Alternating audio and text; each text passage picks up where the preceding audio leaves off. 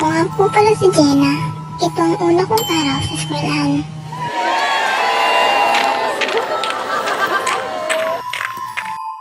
Sorry po, di ko po kayo nakita.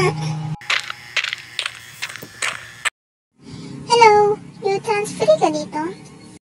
Oo eh, medyo naliligaw ako. Sige, samahan ka namin. At noon, meron akong pinakamabait na 3 kaibigan.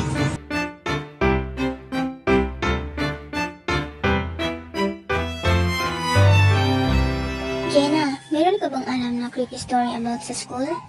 Ha? Wala. Bago pangalan ako, diba? Sam, huwag mo ikwento yan. Takot ako. Tumingin ka nga. Nanutok ka nga ng boys.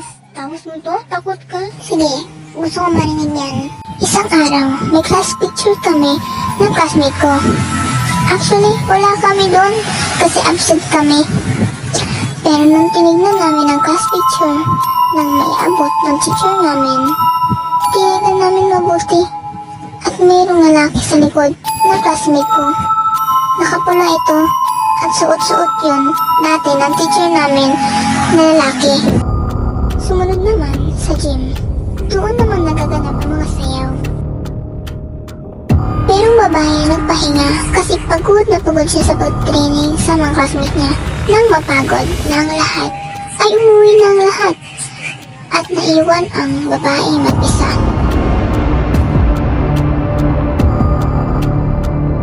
Ano ba itong mga classmate ko?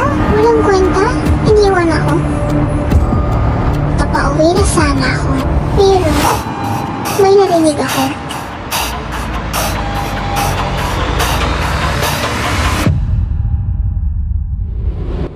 Pumunta ako doon sa maingay at parang naiinis ako.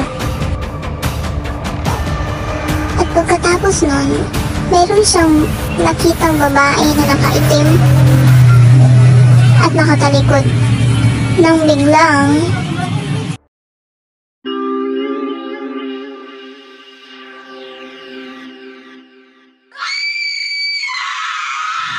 ang sabi-sabi daw nila, yung natuturo daw doon sa gym ay nawala. Nawala, it means namatay. Ang kinamatayan daw nito dahil daw sa pinakasalan niyang groom at yung groom hindi sumipot. Kaya itong bride nag-suicide.